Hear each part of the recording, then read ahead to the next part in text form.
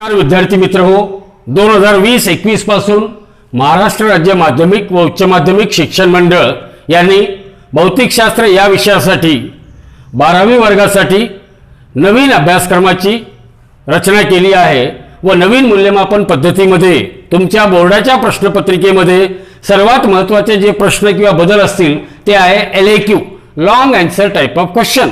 हा प्रत्येक प्रश्न 4 मार्कासाठी विचारला जातो। यामध्ये 2 प्रकार असतात, एक तर 4-4 मार्काची थेरी, 2 प्रश्न असे असतील ज्यामध्ये 4-4 मार्काची थेरी विचारली जाईल आणि 3 प्रश्न असे असतील की ज्यामध्ये 2 मार्काची थेरी 2 मार्काचा प्रॉब्लेम, म्हणजे एक तर 4 मार्काची थेरी एक प्रश्न किंवा 2 मार्काची थेरी आणि 2 मार्काचा प्रॉब्लेम। तर चला बघूया की long answer type of question. नमस्कार विद्यार्थी मित्र हो, 12वी बोर्डाच्या क्वेश्चन बँक मधील भौतिकशास्त्र या विषयाचा चॅप्टर नंबर 13 AC सर्किट या धड्यातील long answer type of question जे की प्रत्येकी 4 मार्काला विचारले जातात ते प्रश्न आज आपण बघूया। मला माहित आहे की जेव्हा केव्हा AC सर्किट वरील प्रश्न असेल तर ज्या विद्यार्थ्यांचं बायोलॉजी आहे त्यांना मॅथमॅटिकल पार्ट थोडा अवघड जातो, पण ज्यांचं मॅथमॅटिक्स आहे त्यांना हा पार्ट खूप सोपा जाईल। तर तुम्ही फक्त नेमकं मॅथमॅटिकल पार्ट काय लिहायचं ते आपण बघूया। तर पहिला प्रश्न बघा काय आहे, obtain an expression for applied EMF and the effective resistance of the circuit when alternating EMF is applied to what LR circuit. When alternating EMF is applied to what LR circuit. तर इथे एक तुम्हाला LR circuit, L म्हणजे inductor और coil of inductance L and a resistance R, both are connected in series and across this series combination a source of alternating EMF E equal to E0 sin of omega t is applied. So consider an alternating EMF is applied to a series combination of pure inductor of inductance L and a resistance of resistance R. ही आकृती लक्षात राहील तुम्हाला। हा symbol कशाचा आहे, हा symbol आहे source of alternating EMF आणि अल्टरनेटिंग EMF याचं इन्स्टंटेनियस व्हॅल्यू कशी दिली जाते, E equal to E0 sine of omega t. म्हणजे कुठल्याही अल्टरनेटिंग EMFला या इक्वेशननी रिप्रेझेंट करता येईल, या इक्वेशननी काय करता येतं, रिप्रेझेंट करता येतं। लक्षात असू द्या मित्रांनो, इथं जर आपण सांगितलं की ER represent what, RMS voltage across resistance R, EL will represent, EL काय रिप्रेझेंट करतो, EL will represent RMS voltage across an inductor L, EL represent RMS voltage across inductor L, ER represent EMF across pure resistance R. As R and L they are lying in what series, they are connected one after the other, it means they are lying in series. So whenever devices are connected in series then at any instant of time current flowing through them is same. तुम्हाला 10वी मध्ये झालेलं आहे की resistor जर series मध्ये लावला तर त्यांच्यातून फ्लो होणारा करंट हा कसा असतो, सेम असतो। तर इथं सुद्धा इंडक्टर आणि रेझिस्टन्स हे दोन्ही एकमेकांना सिरीज मध्ये जोडलेले असल्यामुळे दोन्ही मधून फ्लो होणारा करंट हा सारखा राहील आणि तो करंट समजा आपण लिहिलं I equal to I0 sine of omega t. I equal to काय, I0 sine of omega T. लक्षात असू द्या मित्रांनो, जर तुम्हाला फेजर डायग्राम माहित असेल तर for resistance what we can say, current and that of EMF across resistance both are pointing in same direction, means there is no phase difference between alternating EMF flowing through resistance and alternating current flowing through resistance. Alternating EMF applied across resistance and alternating current flowing through resistance both are pointing in same direction, means they are in same phase or phase angle phi is equal to 0.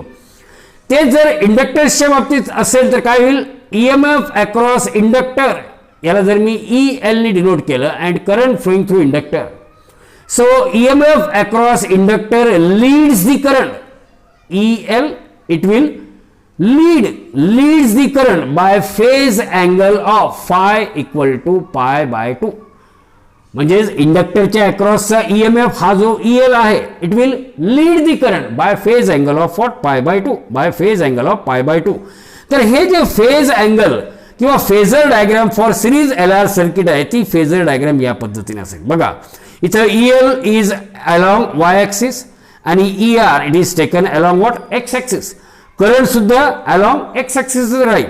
तर हे जे दोन EMF आहे, एक काय केलं आपण, हा बघा इकडं, हा एक तर आहे रेजिस्टन्स R आणि इथं काय असतो इंडक्टन्स, आणि हा रिझल्टंट म्हणजे हा जो सोर्स आहे, हा सोर्स काय E, इथं मी सांगतो ER, इथं काय EL.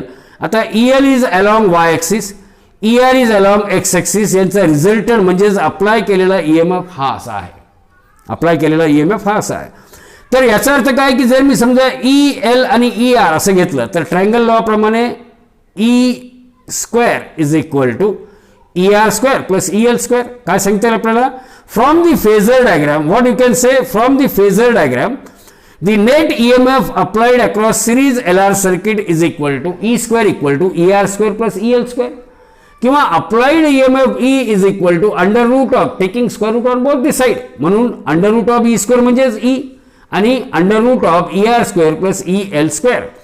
पण आपल्याला माहित आहे, काय माहित आहे की according to Ohm's law EL is equal to I into XL. हा XL काय असतो, it is the net opposition offered by an inductor called as inductive reactance, called as what, inductive reactance. And ER, that is EMF across resistance, E is equal to ER is equal to I into R. तर इथं किमती ठेवलेल्या आहे, EL ची किंमत आहे I into, EL ची किंमत काय I इंटू XL, त्याचा स्क्वेअर, कारण हा EL स्क्वेअर आहे, आणि ER म्हणजेच I into R. So let us put the value of EL equal to I XL and ER equal to what, ER is equal to I into R.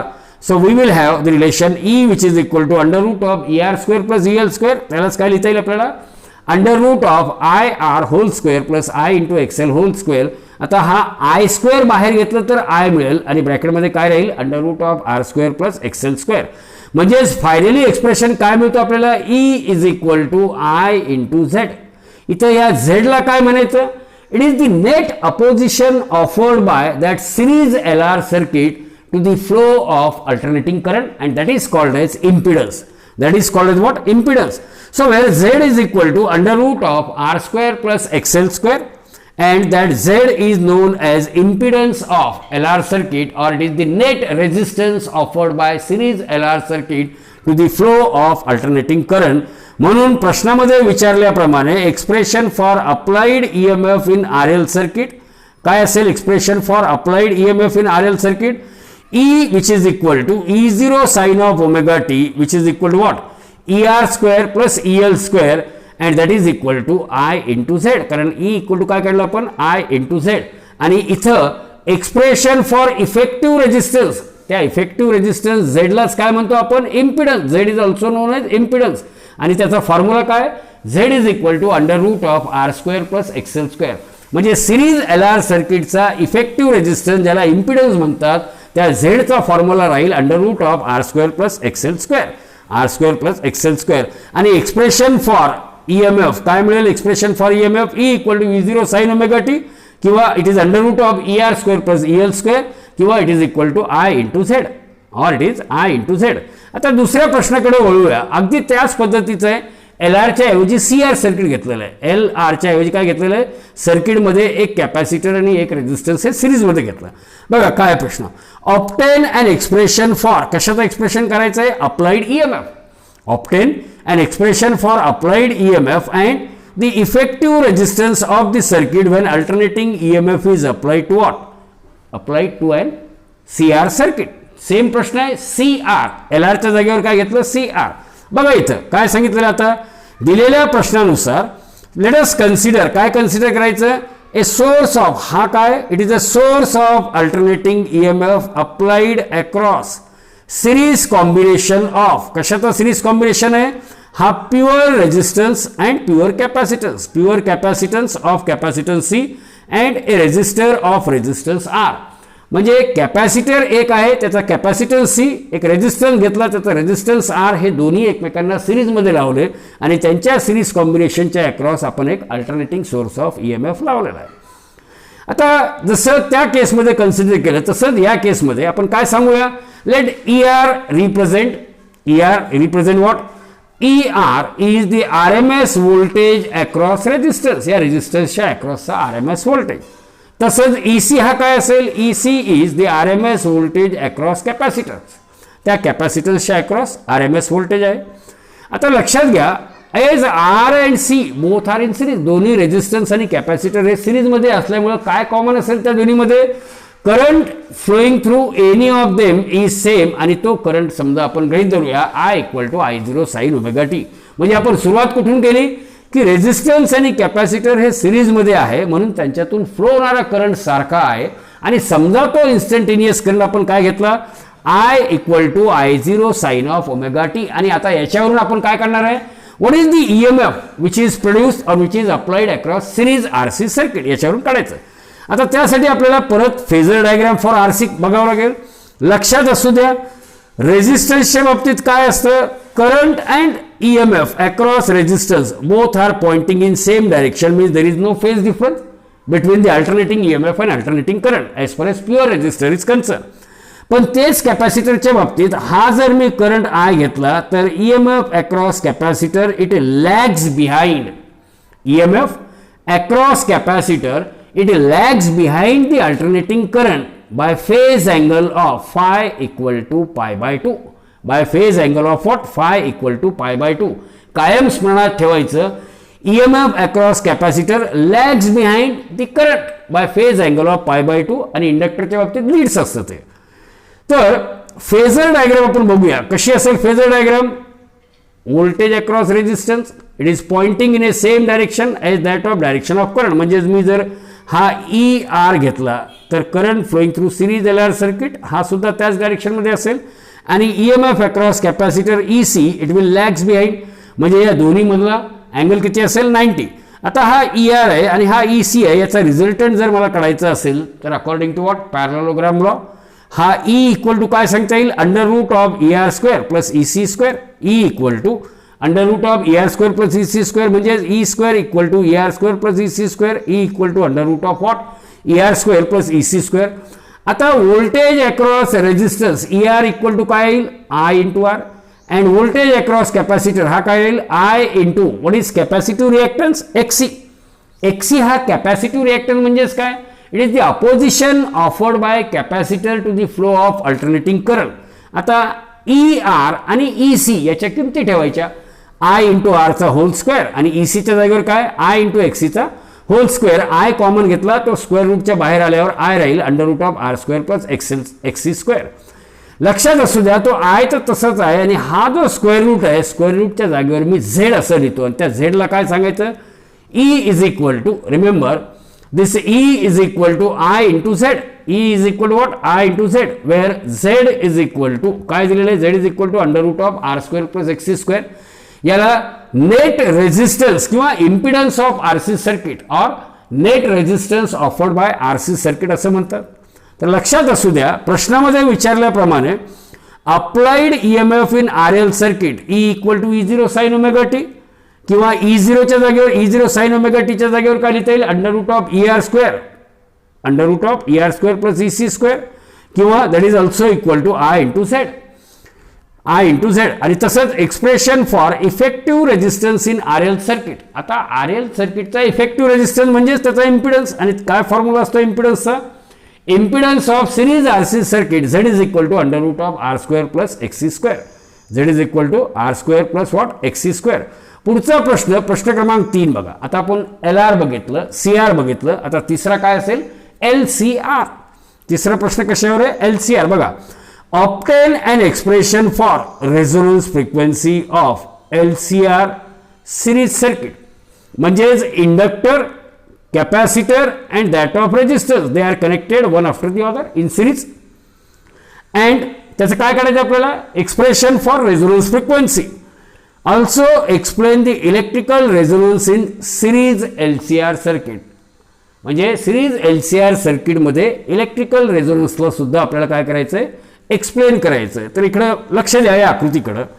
आकृतीमध्ये काय दिलेलं आहे, here we are having a circuit in which an inductor of inductance L. हा inductor म्हणजे coil आहे, त्याचा inductance किती आहे L.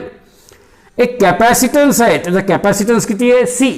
हा कॅपॅसिटर ऑफ कॅपॅसिटन्स C आहे, आणि एक रेजिस्टर घेतला आपण, त्या रेजिस्टरचा रेजिस्टन्स किती आहे R, आणि त्या तिघांना एकानंतर एक जोडलं. They are connected one after the other, म्हणजेच ते तिन्ही एकमेकांना कसे जोडलेले आहे, they are all connected in series. They are all connected in series. Now a circuit can admit, हा जो सर्किट आहे या सर्किट मध्ये मॅक्झिमम करंट जेव्हा फ्लो होईल तर मॅक्झिमम करंट फ्लो होण्यासाठी अल्टरनेटिंग ईएमएफ ची जी फ्रिक्वेन्सी असेल त्या फ्रिक्वेन्सीलाच आपण काय म्हणतो, त्या फ्रिक्वेन्सीलाच म्हणतो आपण resonance frequency of series LCR circuit. आणि या सर्किटला काय म्हणतो आपण, series resonance circuit. Remember, series resonance frequency is that frequency of AC which is applied across series combination of LCR for which current flowing through the circuit is a maximum. That frequency is known as the resonance frequency of series LCR circuit. Resonance frequency of what? Series LCR circuit. तर लक्षात असू द्या की as far as this series LCR circuit is concerned, हा series LCR circuit आहे. तर series LCR सर्किटचा impedance म्हणजे net opposition to the flow of alternating current. So the impedance Z of LCR circuit it is given by काय formula आहे impedance Z is equal to under root of R square plus XL minus XC whole square. काय असेल, Z is equal to under root of R square plus of XL minus XC whole square. But we know XL is equal to omega L, XC is equal to 1 upon omega C. 1 upon omega C. आणि हे impedance Z असं का आलं? Just see here. As far as resistance R is concerned, XL is pointing upward because EL leads. XC is pointing downward. हा XC आहे आणि हा काय XL आहे. Now if XL is greater than XC, म्हणजे या दोन्हीचा फायनल काय येईल, इथे येईल. हा फायनल काय असेल, एक्सएल मायनस ऑफ एक्सी आणि हा आर आहे म्हणजे हा इम्पिडन्स ट्रायंगल. हा काय असेल, इम्पिडन्स ट्रायंगल. तर इम्पिडन्स ट्रायंगल कसा असतो, इथं रेजिस्टन्स आर आहे, इथं एक्सएल मायनस एक्सी आहे आणि हा रिझल्टंट म्हणजे इम्पिडन्स झेड. हा अँगल जर मी फाय घेतला तर Z is equal to under root of R square plus XL minus XC याचा काय मिळतो, होल स्क्वेअर. तर परीक्षेत तुम्हाला direct impedance of series LCR circuit तो फॉर्म्युला लिहायचा आहे. Z is equal to under root of R square plus omega L minus 1 by omega C whole square किंवा XL minus XC whole square असं लिहिलं. इथं लक्षात ठेवा XL is equal to omega L. A very low frequency, जर समजा frequency low असेल आणि एक्सएलची किंमत काय असते, when frequency is low and we know that XL is equal to omega into L which is equal to 2 pi f into L, कारण omega ची किंमत काय असते 2 pi f. आणि ही जी फ्रिक्वेन्सी ऑफ AC आहे, फ्रिक्वेन्सी ऑफ AC हे जर खूप लो असेल, if low frequency then this XL which is equal to omega L it is negligible. पण जर फ्रिक्वेन्सी लो आहे तर XC which is equal to 1 upon omega C, XC which is equal to 1 upon omega C equal to ओमेगाच्या जागेवर काय लिहिणार मी 2 pi f into C. आता f छोटा आहे म्हणून 1 upon a small quantity is large quantity, so XC is very very high. तर महत्त्वाचं काय सांगायचं इथं की low फ्रिक्वेन्सीला XL which is equal to omega L is negligible, but XC which is equal to 1 upon omega C, XC which is equal to what 1 upon omega C is very very high. लक्षात आलं, it is what very very high. तर हे इम्पिडन्सच्या बाबतीत की frequency प्रमाणे तो कसा vary होईल. नाउ आता जर मी फ्रिक्वेन्सी वाढवत गेलं, कारण आपण सुरुवातीला फ्रिक्वेन्सी खूप लो घेतली, आता ती फ्रिक्वेन्सी वाढवत जायची आहे. So as we go on increasing the frequency, जर मी फ्रिक्वेन्सी वाढवत गेलो, as we go on increasing the frequency of what alternating EMF, then XL will goes on increases. बघा इथं XL equal to 2 pi FL and XC is equal to 1 upon 2 pi FC. So as we go on increasing F, XL goes on increases while XC goes on decreases. So XL will increases but XC will what decreases. काय लक्षात ठेवायचं की जर आपण frequency वाढवत गेलं तर XL ची किंमत वाढते पण XC ची किंमत काय होते, कमी जाते. So there is a certain frequency at some angular frequency, काहीतरी एक अँग्युलर फ्रिक्वेन्सी ओमेगा येईल जिथं आपल्याला XL is equal to XC. तर ती जी अँग्युलर फ्रिक्वेन्सी समजा omega equal to omega R, at omega equal to omega R we will have a condition XL equal to XC. Means there is a certain angular frequency omega equal to omega r where inductive reactance it becomes exactly equal to capacitive reactance. म्हणजेच काय सांगता येईल, एक्सेलच्या जागेवर omega R into L upon equal to 1 upon omega R into C. आता हा omega R इकडचा इकडे घ्यायचा आणि हा एल डिनॉमिनेटरमध्ये omega R square equal to 1 upon L C. But omega r is equal to 2 pi f into r, where fr will represent the frequency of alternating voltage, where inductive reactance becomes equal to capacitive reactance. Inductive reactance becomes equal to what? Capacitive reactance. तर इथं omega R स्क्वेअरच्या जागेवर आपण 2 pi fr असं लिहिलं, त्याचा square equal to 1 upon L C. आणि याला जर आपण इकडे घेतलं तर काय होईल, taking square root on both the side, तर काय होईल 2 pi F R equal to 1 upon under root of L C. 2 pi F R is equal to 1 upon under root of L C. आणि याच्यावरूनच हा जो एफ आर आहे, F R is equal to 1 upon 2 pi under root of L C. या F आरलाच आपण काय म्हणतो, resonance frequency of series resonance circuit or series L C R circuit. So there is a particular frequency of input, say FR, at which XL becomes equal to XC, म्हणजेच inductive reactance becomes capacitive reactance. So Z which is equal to, Z becomes equal to काय होईल मग, under root of R square plus आता XL minus XC whole square. जेव्हा XL equal to XC असेल तर XL minus XC हा काय होईल 0, म्हणजे Z is equal to under root of R square plus 0, म्हणजे Z is equal to R. याचा अर्थ काय झाला की impedance Z becomes equal to R, म्हणजेच तो सिरीज LCR circuit हा purely resistive होईल. So when the impedance of LCR circuit is minimum, then circuit is said to be purely resistive, and current and voltage both are circuit resistive झालं म्हणजेच current आणि voltage दोन्ही एकमेकांना कसे असेल, both are in phase, and hence current is maximum because impedance is minimum, current is what, maximum. लक्षात असू द्या मित्रांनो, I0 peak value of current I0 equal to E0 divided by Z. पण इथे Z ची किंमत काय, here Z is equal to R, म्हणून I0 equal to E0 divided by Z किंवा E0 divided by R, and this current is a maximum current, and this condition of LCR circuit is called resonance condition, and this frequency is called series resonance frequency. This frequency is called what? Series resonance frequency. धन्यवाद.